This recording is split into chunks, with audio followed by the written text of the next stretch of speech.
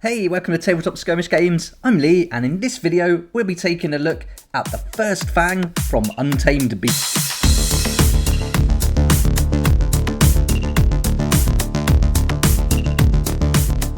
Following on from yesterday's old school fighter focus, looking at the Iron Golem's Ogre Breacher, I thought today it'd be cool to take a look at the First Fang from the Untamed Beasts. And the Untamed Beasts are another warband that was released when Warcry first came out, and they were included in the Warcry core set.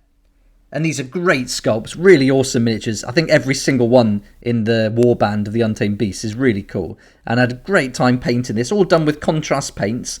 And with this I did a little experiment using every single brown paint I had and all the different like bone and cream paints too. So this really has had every single brown of the contrast range in it, and they all work so nice together. You can see that it breaks it up, and that grey as well, that basilicanum grey, just breaks up those browns and those natural colours. And also got to use all the different flesh tones as well. So with the whole warband I've used 3 different flesh tones just to mix it up and have a look at how they look on the different models. But the sculpts here are so great. The details are perfect for contrast paints. It really brings out those muscles and the deep shadows. So I was really happy with how these turned out.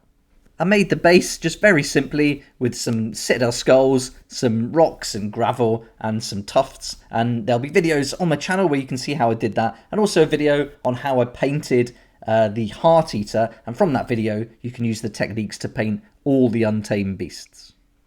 The First Fang plays an important role in the Untamed Beast warband, and although the Heart Eater leads the hunt, and that's the big character with the arm in the air, the big sword, although they lead the hunt, it's the First Fangs that are the keenest eyes of the Untamed Beasts, and they get the honour of both commencing and concluding a kill. So they're really important, and these are like the champions of the warband, if you like.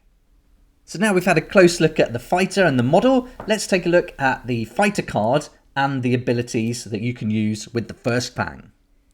Here we go. So we've got the fighter card, and here you'll see we've got the Untamed Beasts rune mark, and you've got this one. This is the Brute rune mark, and he's going to come in at 140 points, and he's got a movement of 4, toughness 4, and can take 15 wounds. And he's got 2 choices of weapons here. So his first one is this like harpoon spear, and this has got a range of 8, can make 2 attacks, strength 4, dealing 2 to 5 on a crit. And he's also got a second weapon option, which would be his kind of axe here, and this has got a range of 1, can make 3 attacks, strength 4, dealing 1 to 4 on a crit. So for 140 points, you're getting a fair amount there. You're getting a nice amount of damage. You know, the movement is as we would expect from this type of looking fighter. But this is quite interesting, this weapon, having a ranged weapon at 8 inches with 2 attack, strength 4, and then dealing 2 to 5. That's pretty good. That's a pretty good weapon stat, and one that you don't see very often on many of the other ranged fighters. So I really like that for this one. But if you do get up close, then you've got this option too. And I should note, with this one, there's no minimum range, so it's like up to 8 inches. So even if you're 1 inch away, you can still use that. So that's really cool. Okay, now let's have a look at the abilities for the Untamed Beasts. And so you'll see here we've got the rune mark for the Untamed Beasts, and because he's got the same rune mark on his card, he can use the double and the quad ability, and he's also got the Brute rune mark, so he's also going to be able to use this triple. So let's go through each one. So the first one is the double called Savage Fury, and with this, add 1 to the move characteristic of this fighter for the next move action they make this activation, and add 1 to the attacks characteristic of the next attack action they make this activation.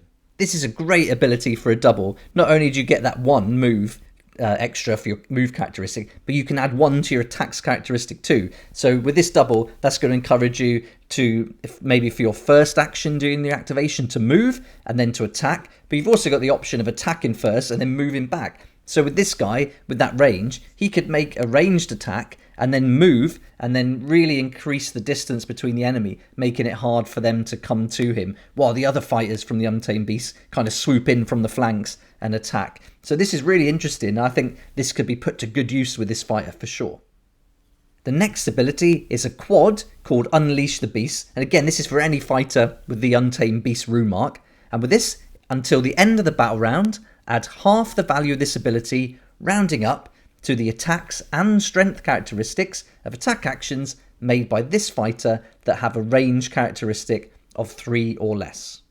So this is a shame it's got that range characteristic of 3 or less tagged in, because that's going to eliminate that first weapon. But what it is going to do, it's going to help you strengthen the second weapon, so you will have the option of increasing that and the attacks and the strength characteristic. So that's pretty good, and it's half the value of the ability. So if you roll a 6 or even a 5, you can round that up to 3 extra dice. So that'll be 6 attacks. Strength 7, dealing 1 to 4 on a crit. That's crazy, so that's really good. So even though he can't use that first weapon, getting a high value for the ability is really going to put some damage out, even using that weaker weapon. So a really good quad there, and for the different fighters in this warband, that's a really huge ability to use. So that's the abilities that any fighter with the rune mark can use. But now, because he's got this brute rune mark, he's also able to use the triple ability called Harpoon Snag. This fighter makes a bonus attack action. After that attack action, the fighter targeted by that attack action makes a bonus move action directly towards this fighter as if they were jumping a number of inches equal to the value of this ability. So again, a really interesting ability here for the Untamed beasts and for this specific fighter. So the idea is he can throw the harpoon and then drag the enemy towards them, pull them as if they were jumping. So if they're up higher than him, he can shoot them, pull them down from that high terrain, and then they're also going to have a chance of taking damage from the fall. And if he can pull them towards some deadly terrain as well, then they're going to potentially take even more damage. So that harpoon snag could be quite good. And if he's got a range of 8 inches and he can bring them a number of inches equal to the value of this ability towards him, then there's a good chance there's going to be other fighters close by, so he could drag them towards some of the tough fighters from the Untamed Beast as well, or bring them into a group of them, and then that's going to deal some serious punishment. So if the enemy's got a fighter that's trying to stay out of the way, using the First Fang is a great way to pull them into the fight. And here we've also got the universal abilities, so it's important to remember we can use these. The double onslaught, as it reads on the card, sounds awesome for his first weapon, but the recent rules update in the errata, they've changed this, so it's got to be a weapon range 3 or less. So he can't use the onslaught for his first weapon, but he certainly can use it for his second one. But I think really this guy would probably be wanting to make use of the triple respite ability, and with that, a fighter cannot use this ability if they are within 1 inch of an enemy fighter. Remove a number of damage points allocated to this fighter equal to the value of this ability. So there's a good chance he's going to be at range, certainly with that weapon. And he's only got 15 wounds he can take, so his kind of damage there, he can't take an awful lot of damage. So I think you want to keep him in the fight, because that harpoon weapon is really powerful. So making sure you use the respite to keep him kind of his damage where it should be, I think is a good tactic to go with this fighter. That's our fighter in focus for today, the First Fang from the Untamed Beasts. I'd love to hear what you think about him and the abilities for the Untamed Beasts Warband as a whole. So join in the comments section below. It'd be great to hear from you. And if you've been playing these for a while, certainly since the games come out, they've been available, it'd be awesome to hear what tactics you use and how you think they should best be played. These are a great looking warband, and I love the background for the Untamed Beasts and everything about them. They're really fun to paint, they look awesome, and I can't wait to really get stuck in and using them in battles on the battlefield. I think they're going to be great fun to play.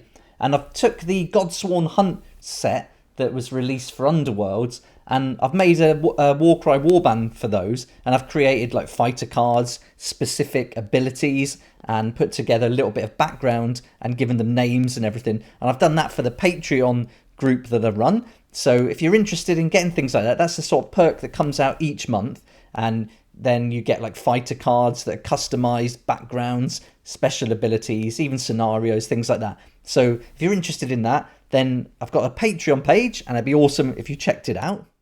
And thanks to everyone who's joined so far. It's really awesome. We hang out on Discord, talk about the hobby, share ideas and help each other out, and you'll get some perks there that you're not going to find anywhere else. So I'll put a link in the description, and it'll be great to see you there.